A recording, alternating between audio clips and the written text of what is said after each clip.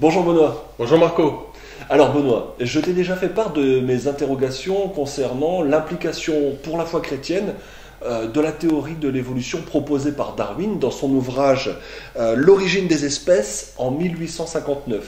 Est-ce qu'on pourrait ensemble commencer par définir le sens des mots et notamment qu'est-ce que l'évolution? C'est fondamental Marco de définir le sens des mots avant de se lancer dans la discussion concernant l'évolution. Beaucoup de confusion dans le débat création-évolution, si on peut appeler ça comme ça, vient du fait que les mots ne sont pas définis et en particulier la notion d'évolution. Quels sont donc alors les différents sens que l'on peut proposer? On va en définir 4, on pourrait même en définir davantage, mais on va voir que pour cerner la situation, ça suffit. Alors, premier sens, les espèces vivantes partagent un ancêtre commun, donc le fait qu'elles ont une origine commune. Deuxième sens, les mécanismes évolutifs proprement dits qui permettent d'expliquer l'explication d'une espèce en une autre. Troisième sens, l'origine de la vie, comment la vie est-elle née. Et puis, quatrième sens, l'évolutionnisme philosophique, si on peut dire ça comme ça. D'accord. Alors, une question quand même là. Est-ce que tous ces sens sont considérés comme des sens scientifiques ou alors certains tiennent plus de la philosophie, voire même de l'idéologie et surtout, est-ce qu'ils sont tous compatibles avec la foi chrétienne? Alors, les trois premiers sens sont complètement scientifiques. Un autre pas, c'est le quatrième. Et donc, les trois premiers sens sont absolument compatibles avec la foi chrétienne, mais le quatrième, lui, ne l'est pas. C'est ce qu'on va voir. Alors, tu nous dis que les espèces vivantes ont tous un ancêtre commun, d'accord? Est-ce que tu veux dire par là que l'homme descend du singe? Alors, tu descends pas du chimpanzé, Marco, si c'est le sens de ta question. Par contre, ce qui est vrai, c'est que le chimpanzé ou le gorille est notre cousin biologique le plus proche. On pourrait dire aussi, pour prendre quelques exemples, que donc les chiens, les loups, les coyotes ont un ancêtre commun qui ressemblait à un canidé, un loup sauvage. Les chiens, les chats aussi, si on remonte à des ancêtres plus éloignés, ont un ancêtre commun. Tous les mammifères ont un ancêtre commun. Et si on remonte encore plus loin, même les chiens et les poissons ont eu un ancêtre commun encore plus éloigné. Et nous aussi, on fait partie de cet arbre de la vie. Le cousin le chimpanzé, est bien notre cousin biologique. Bon, ce que tu me dis, en fait, ça répond à la question, mais ça me paraît complètement incroyable. Enfin, je veux dire, c'est presque ça tient pas du bon sens, quoi. On dit, les chats ne font pas des chiens, les chiens ne font pas des chats, prends-le dans le sens que tu veux, mais comprends ce que je suis en train de te dire, quoi. C'est complètement fou ce que tu dis. C'est vrai que ça peut paraître incroyable, choquant à la limite, anti-intuitif certainement, mais tu sais, en science, on a appris à reconnaître que certaines choses qui étaient paradoxales, non intuitives, et pouvaient décrire la réalité. Par exemple, en mécanique quantique, un électron, une particule élémentaire, on ne dit plus qu'elle est là ou qu'elle est là, mais elle a une probabilité de présence, d'être un peu partout à la fois. Et donc, tu vois, même Einstein avait du mal avec cette idée pour te dire que, en science, même si les choses ne nous paraissent pas intuitives, c'est pas pour ça qu'elles sont fausses. Comment on peut accepter ça? J'ai envie de dire, comment est-ce possible? Parce que depuis que de toute façon l'homme est sur la Terre, on n'a jamais vu une telle transformation. Alors l'une des clés pour comprendre ça, c'est vraiment de prendre conscience des durées énormes qui sont mises en jeu. Et tu sais, même le psalmiste, dans le psaume 90 au verset 4, disait que pour Dieu, 1000 ans sont comme une journée, donc des milliards d'années pour Dieu qui vit en dehors du temps. C'est vraiment pas un souci, c'est pour nous que ça paraît difficile à comprendre et à croire, si on peut dire. Bon, en tout cas pour ma part, est-ce que tu pourrais me rafraîchir un petit peu la mémoire et tout simplement nous rappeler très rapidement les différentes étapes justement de la création de l'univers, de la Terre et des différentes espèces? Alors notre univers a 13,7 milliards d'années. Ce qu'on va faire, c'est qu'on va ramener ces 13,7 milliards d'années en une année pour un peu fixer les idées. Tu vas voir, c'est assez frappant. Le 1er janvier à minuit, c'est le Big Bang, la formation de l'hydrogène, de l'hélium. Fin janvier, la formation de la Voie lactée, notre galaxie, des autres galaxies. Le 31 août, la formation de notre Terre et du système solaire en une journée à peu près. Le 16 septembre, les plus vieilles traces de vie connues sur la Terre. Le 10 décembre, l'apparition de l'oxygène libre dans l'atmosphère, les algues complexes, les vers, les méduses. Le 18 décembre, ce qu'on appelle l'explosion cambrienne, donc des coquillages et des crustacés. Le 19 décembre, les premiers poissons. Le 20 décembre, apparition des premières plantes et des animaux terrestres. Le 25-26 décembre, apparition des mammifères et des dinosaures, donc tu vois que c'est tout récent sur une année.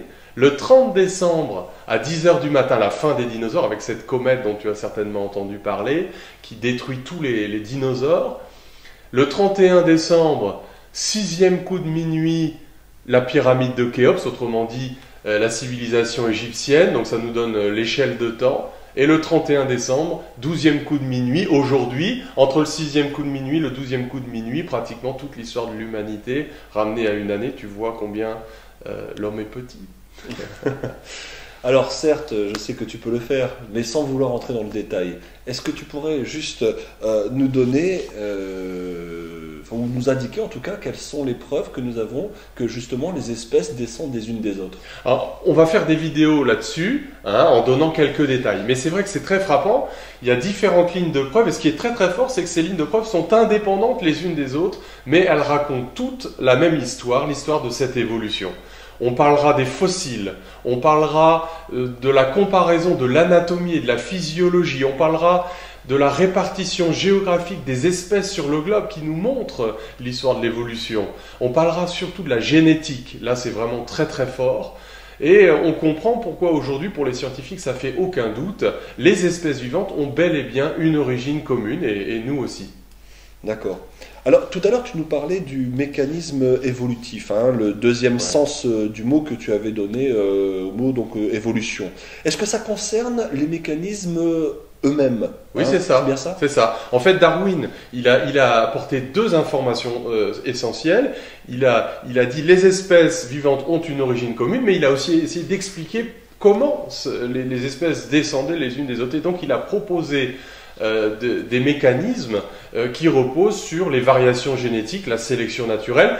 Pour faire très bref, quand deux parents ont un enfant, ont un descendant, eh bien cet enfant hérite en partie des gènes des deux parents, et donc il a un patrimoine génétique qui est légèrement différent de celui de ses parents. S'il est mieux adapté à son environnement, il aura plus de chances de survivre et d'avoir à son tour des descendants qui auront son patrimoine génétique, et c'est comme ça que petit à petit, eh bien, on observe des espèces qui s'adaptent le mieux à leur environnement et qui dérivent les unes des autres. Voilà. Mais qu'en est-il alors des origines de la vie? Est-ce que, enfin, je veux dire les origines de la vie elle-même, Oui. Est-ce que nous avons des explications scientifiques? Alors, les scientifiques travaillent dessus, c'est ce qu'on appelle d'un point de vue technique la biogénèse. On n'a pas encore vraiment d'explications scientifiques, on a des pistes. On a des pistes, certains disent c'est tellement compliqué qu'on ne saura jamais, d'autres disent eh bien c'est pas vrai, on est presque prêt de trouver, laissons les scientifiques travailler, on verra bien. Mais bon, on peut dire que la théorie scientifique de l'évolution ne s'intéresse pas proprement dit à l'origine de la vie. C'est la théorie du développement de la vie à partir de, on pourrait dire, la première cellule. C'est ça la théorie de l'évolution, c'est pas l'origine de la vie proprement dite. Enfin, en tout cas, concernant l'origine de la vie, certains croyants disent que la naissance de la vie est forcément un miracle. Ils disent, donc je cite, la complexité et la diversité de la vie sur Terre sont tellement époustouflantes que la vie ne peut pas avoir émergé par hasard. Elle a forcément été créée par Dieu. Au contraire, certains non-croyants disent la vie est le résultat d'un processus aléatoire, aucun Dieu n'y est donc impliqué. Qu'est-ce que tu en penses ? Je crois, si tu veux, que la grosse confusion vient de l'utilisation du mot hasard. Parce qu'en fait, il y a deux significations au mot hasard. Il y a un sens biblique, un sens scientifique qui est tout à fait compatible avec la pensée biblique, la notion de providence. C'est le fait qu'à notre échelle, il y a effectivement des événements qui nous paraissent aléatoires, dus au hasard. La Bible nous dit même que quelqu'un peut lancer un dé, mais c'est finalement Dieu qui décide de quel est le chiffre qui va sortir de ce lancer de dé. Donc Dieu est en contrôle de tous ces événements aléatoires pour nous. Mais il y a un deuxième sens à ce mot hasard, comme par exemple celui que Jacques Monod donnait quand il disait que l'univers et l'homme sont le fruit du hasard et de la nécessité. Clairement, pour lui, le hasard, c'est presque, ça remplace Dieu, si tu veux. Donc, ça prend la place de la notion de créateur. C'est un sens religieux au mot hasard, et ça, le chrétien ne peut pas l'accepter. Et selon toi, alors, quelle est l'erreur qui est commise par les croyants d'un côté et les non-croyants de l'autre, hein. Un groupe rend gloire à Dieu, alors que l'autre affirme que la vie est apparue toute seule. Ben, si tu veux, il y a déjà cette confusion dans l'utilisation du mot hasard, et puis il y a cette perpétuelle erreur qui est que souvent on met en compétition Dieu avec une explication scientifique des mécanismes naturels que l'on peut tout à fait comprendre comme étant finalement les mécanismes par lesquels Dieu a fait les choses. Et donc Dieu n'est pas moins glorifié parce qu'on comprend comment il s'y est pris. Et c'est pas parce qu'on comprend comment il s'y est pris qu'il n'a pas fait les choses. Donc ça, c'est vraiment une erreur qu'il faut sans cesse répéter parce qu'elle est très très fréquente. Alors, tout à l'heure, tu nous as parlé des 4 sens qu'on pouvait donner au mot évolution. On va s'intéresser maintenant, en tout cas, je voudrais que tu nous parles un petit peu du sens qui est incompatible justement à la foi chrétienne. Oui, alors on a déjà un peu mentionné, là en citant Jacques Monod, c'est ce qu'on appelle l'évolutionnisme philosophique, matérialiste, athée. Tous les partisans du nouvel athéisme comme Richard Dawkins ou Daniel Dennett sont des philosophes qui font la promotion de cette idéologie. C'est une idéologie qui commence avec la supposition qu'une explication rationnelle exclut nécessairement Dieu en tant que créateur, que ça a poussé Dieu en dehors du film, hein, si on peut dire ça comme ça, mais c'est une utilisation malhonnête de la science, que d'ailleurs bien des scientifiques reconnaissent en tant que telle, et tous les chrétiens sont d'accord pour condamner cette utilisation malhonnête de la science, et on se joint à eux. Selon toi, alors Benoît, d'où vient le fait que beaucoup de chrétiens aujourd'hui encore rejettent l'évolution? Bah, si tu veux, c'est compliqué. C'est pas évident de faire la part des choses quand on est bombardé de tout un tas d'informations. D'un côté, certains croyants qui veulent défendre la Bible au nom d'une interprétation, justement parce qu'ils se sentent agressés par toutes ces idéologies anti-chrétiennes. Parfois aussi un manque de culture scientifique, donc on espère qu'au travers de ces quelques vidéos, on va faire passer le message, une confusion entre ces 3 premiers sens qui sont purement scientifiques et ce 4e sens qui ne l'est pas. Donc parfois on jette le bébé avec l'eau du bain, on rejette la science au nom de la foi. Il faut éviter de faire ça.